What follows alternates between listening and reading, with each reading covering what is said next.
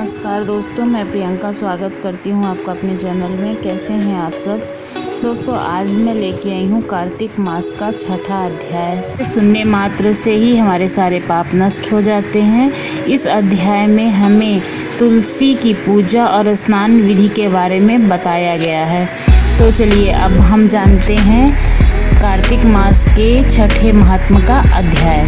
नारद जी बोले, जब 2 घड़ी रात बाकी रहे तभी तुलसी की मृतिका, वस्त्र और कलश लेकर जलाशय पर जाएं। कार्तिक में जहाँ कहीं भी प्रत्येक जलाशय के जल में स्नान करना चाहिए। यानी कि कार्तिक मास में कहीं भी अगर आपको जलाशय दिखता है तो उस जलाशय में जाकर स्नान करना चाहिए।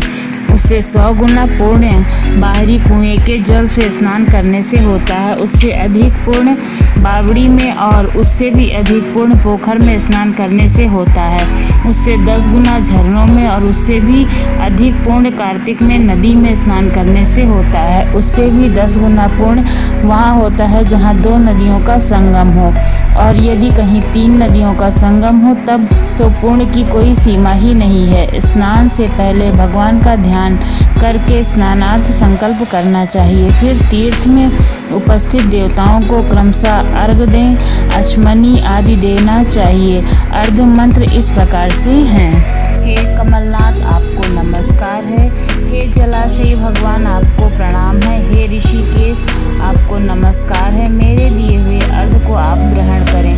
बैकुंठ, प्रयाग तथा बद्रिकनाथ आश्रम में जहाँ कहीं भगवान विष्णु गए थे वहाँ उन्होंने 3 प्रकार से अपना पांव रखा था। वहाँ पर ऋषि वेद यज्ञों सहित सभी देवता मेरी रक्षा करते रहे।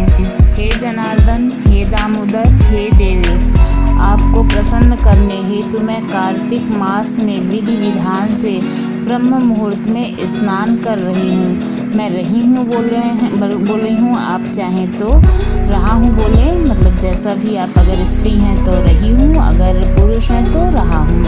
आपकी कृपा से मेरे सभी पापों का नाश हो। हे प्रभु, कार्तिक मास में व्रत तथा विधि पूर्वक स्नान करने वाला मैं अर्घ देती हूँ। आप राधिका सहित ग्रहण करें। हे केशव, हे बलशाली राक्षसों का संहार करने वाले भगवान, हे पापों का नाश करने वाले, कार्तिक मास में प्रतिदिन दिए हुए मेरे इस अर्घ द्वारा कार्तिक स्नान का व्रत करने वाला फल प्राप्त होता। तत्पश्चात विष्णु, शिव तथा सूर्य का ध्यान करके जल में प्रवेश कर नाभि के बराबर जल में खड़े होकर विधि पूर्वक स्नान करना चाहिए। गृहस्थी को तिल और आंवले का चूर्ण लगाकर तथा विधवा स्त्री या यति को तुलसी की जड़ की मिट्टी लगाकर स्नान करना चाहिए। सप्तमी, अमावस्या, नवमी, त्रयोदशी, द्वितीया, दशमी आदि तिथियों को आंवला तथा तिल से स्नान करना वर्जित है। स्नान करते हुए निम्न शब्दों का उच्चारण करना चाहिए। आगे मैं आपको वो शब्द बता रही हूँ। भक्ति भाव से भगवान ने देवताओं के कार्य के लिए 3 प्रकार का रूप धारण किया था। वही पापों का नाश करने वाले भगवान विष्णु अपनी कृपा से मुझे पवित्र बनाए। जो अमान्य भगवान विष्णु की आज्ञा से कार्तिक व्रत करता है उसकी इंद्रादि सभी देवता रक्षा करते हैं, इसलिए वह मुझको पवित्र करें। बीजों, रहस्यों तथा यज्ञों सहित वेदों के मंत्र, कश्यप आदि ऋषि, इंद्रादि देवता मुझे पवित्र करें। अदिति आदि सभी नारियां, यज्ञ, सिद्ध, सर्प और समस्त औषधियों व तीनों लोकों के पहाड़ मुझे पवित्र करें। इस प्रकार कहकर स्नान करने के बाद मनुष्य को हाथ में पवित्री धारण करके देवता, ऋषि, मनुष्यों तथा पितरों का विधि पूर्वक तर्पण करना चाहिए। तर्पण करते समय तर्पण में जितने तिल रहते हैं उतने वर्ष पर्यंत व्रती के पितृगण स्वर्ग में वास करते हैं। उसके बाद व्रती को जल से निकलकर शुद्ध वस्त्र धारण करने चाहिए। सभी तीर्थों के सारे देवताओं का स्मरण करके भक्ति पूर्वक सावधान होकर चंदन, फूल और फलों के साथ भगवान विष्णु को फिर से अर्घ देना चाहिए। अर्घ के मंत्र: मैंने पवित्र कार्तिक मास में स्नान किया है। हे विष्णु, राधा के साथ आप मेरे दिए अर्घ को ग्रहण करें। तत्पश्चात चंदन, फूल और तंबाकू आदि से वेद पाठी ब्राह्मणों का श्रद्धापूर्वक पूजन करें और बारंबार नमस्कार करें। ब्राह्मणों के दाएं पांव में तीर्थ का वास होता है, मुंह में वेद और समस्त अंगों में देवताओं का वास होता है। अपने कल्याण की इच्छा रखने वाले मनुष्य को इनका ना तो अपमान करना चाहिए और ना ही इनका विरोध करना चाहिए।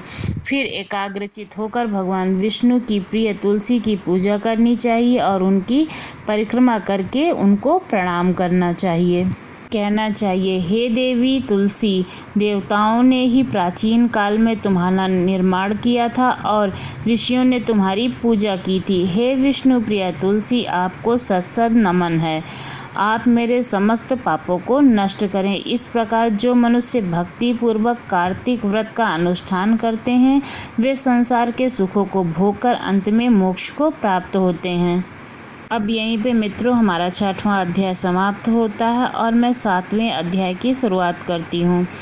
नारद जी ने कहा, हे राजन, कार्तिक मास में व्रत करने वाले मनुष्यों के नियम को मैं संक्षेप में आपको बतलाता हूँ, उसे आप सुनिए। व्रती को सब प्रकार से आमिष, मांस, उड़द, खटाई और नशीली वस्तुओं का त्याग कर देना चाहिए। व्रती को दूसरे का अन्न ग्रहण नहीं करना चाहिए, किसी से द्वेष नहीं करना चाहिए और तीर्थ के अतिरिक्त अन्य कोई यात्रा नहीं करनी चाहिए। देवता, वेद, ब्राह्मण, गाय, व्रती, नारी, राजा तथा गुरुजनों की निंदा नहीं करनी चाहिए। व्रती को दाल, तिल, पकवान व दान किया हुआ भोजन ग्रहण नहीं करना चाहिए। किसी की चुगली व निंदा भी नहीं करनी चाहिए।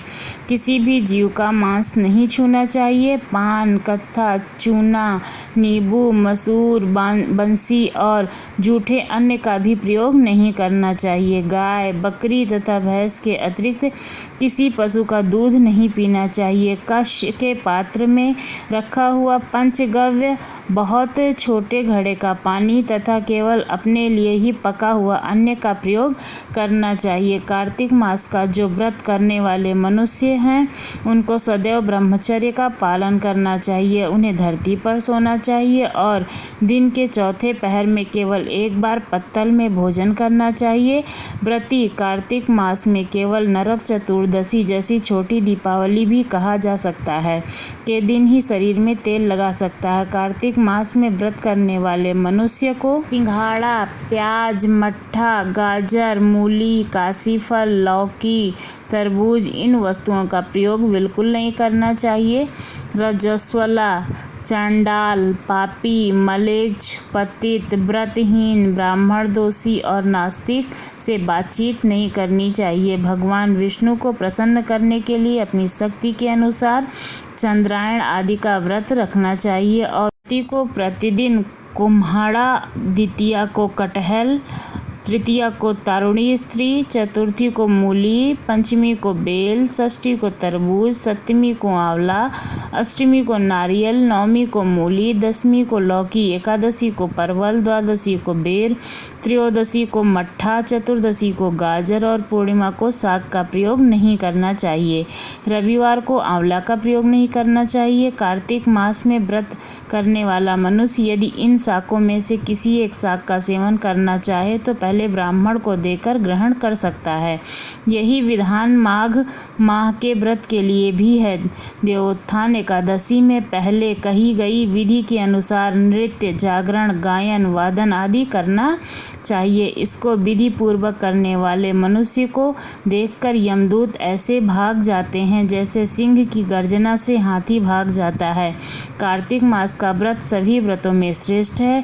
इसके अतिरिक्त जितने भी व्रत यज्ञ हैं वह 1000 की संख्या में किए जाने पर भी इनकी तुलना नहीं कर सकते हैं, क्योंकि यज्ञ करने वाले मनुष्य को सीधा बैकुंठ की प्राप्ति होती है। जिस प्रकार राजा की रक्षा उनके अंग रक्षक करते हैं, उसी प्रकार कार्तिक मास का व्रत करने वालों की रक्षा भगवान विष्णु यज्ञ से इंद्रादि देवता करते हैं। व्रती मनुष्य जहाँ कहीं भी रहता है वहीं पर उसकी पूजा होती है, उसका यश फैलता है। उसके निवास स्थान पर भूत पिशाच आदि कोई भी नहीं रह पाते हैं। विधि पूर्वक कार्तिक मास का व्रत करने वाले मनुष्यों के पुण्यों का वर्णन करने से ब्रह्मा जी भी असमर्थ होते हैं। यह व्रत सभी पापों को नष्ट करने वाला, पुत्र पौत्रों को प्रदान करने वाला और धन्य धान्य की वृद्धि करने वाला माना गया है। तो यहीं पर हमारा 7वां अध्याय समाप्त होता है। 8वें अध्याय को मैं कल डालूंगी, आप लोग प्रतीक्षा कीजिएगा और मेरे चैनल को सब्सक्राइब कीजिएगा आप आगे के अध्यायों को देखने के लिए और सारी धार्मिक वीडियो को देखने के लिए। आप लोगों का बहुत बहुत धन्यवाद।